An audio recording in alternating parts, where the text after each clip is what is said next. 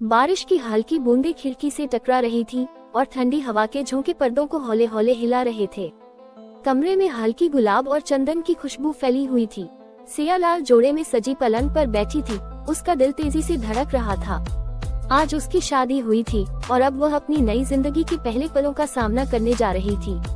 दरवाजे की हल्की आहट सुनकर सिया की धड़कनें और तेज हो गईं।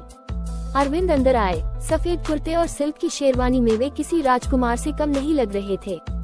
उनकी आंखों में हल्की शरारत और ढेर सारा अपनापन झलक रहा था। उन्होंने कमरे का दरवाजा बंद किया और धीरे धीरे सिया की तरफ बढ़े। बहुत खूबसूरत लग रही हो सिया, अरविंद ने धीरे से कहा। सिया ने झिझकते हुए अपनी पलकों को उठाया और उनकी ओर देखा। उनके शब्दों में जो सच्चाई थी उसने सिया के दिल को हल्का कर दिया। आप भी अच्छे लग रहे हैं, सिया ने धीमे से जवाब दिया। अरविंद ने एक गहरी सांस ली और पास बैठते हुए उसके घूंघट को हल्के हाथों से हटाया। जैसे ही उसकी काजल से सजी गहरी आंखें अरविंद की आंखों से मिली, कमरे का माहौल और भी रोमांटिक हो गया। डर लग रहा है, अरविंद ने नर्म आवाज में पूछा। सिया ने धीरे से सिर हिला दिया। अरविंद ने मुस्कुराते हुए उसका हाथ अपने हाथों में ले लिया। डरने की कोई बात नहीं, मैं चाहता हूँ कि हमारी शादी का रिश्ता प्यार और दोस्ती दोनों से भरा हो। आज की रात सिर्फ हमारी बातों की होगी। सिया ने अरविंद की बात सुनी और पहली बार मुस्कुराई। आप बहुत अच्छे हैं, उसने धीमे से कहा। अरविंद ने हल्की हंसी के साथ कहा, ये तो अभी शुरुआत है, आगे आगे देखो मैं कितना अच्छा साबित होता हूँ। सिया हल्का सा हंस पड़ी। अरविंद ने उसके हाथों को हल्के हल्के सहलाते हुए कहा, तुम्हें पता है, मैं जब पहली बार तुम्हें देखने आया था तभी सोच लिया था कि तुम ही मेरी जिंदगी का सबसे खूबसूरत हिस्सा बनने वाली हो। सिया ने शर्माते हुए पूछा, सच में? हाँ, और सच कहूँ तो मैं इस पल का बहुत दिनों से इंतजार कर रहा था।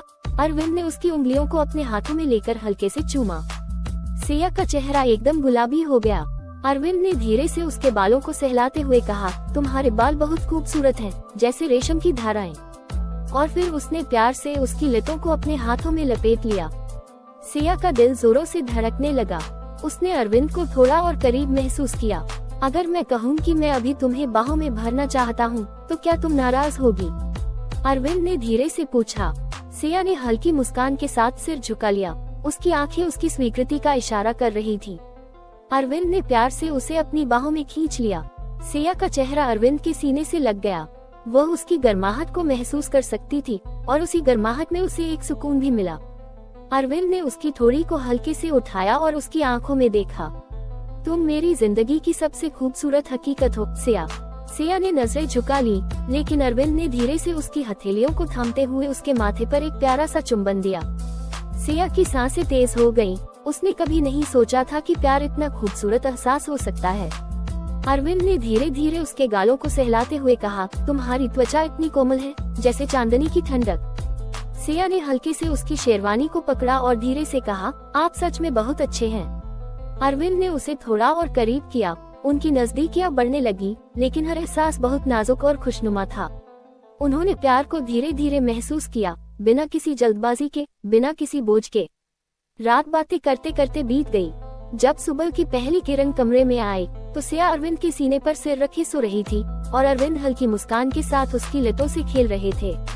क्या हुआ? सिया ने आंखें खोलते ही पूछा। कुछ नहीं, बस सोच रहा हूँ कि अब से हर सुबह तुम्हारी मुस्कान के साथ शुरू होगी, अरविंद ने कहा। सिया ने शर्माते हुए कहा, तो क्या मैं आपकी जिंदगी का सबसे खूबसूरत हिस्सा बन चुकी हूँ? अरविंद ने प्यार से उसे अपने और करीब खींचते हुए कहा, पहले ही कह चुका हूँ, और अब ये रिश्ता हर दिन और गहरा होता जाएगा। सिया ने अपनी बाहें अरविंद के गले में डाल दी और दोनों की हंसी और प्यार से एक नई सुबह की शुरुआत हुई।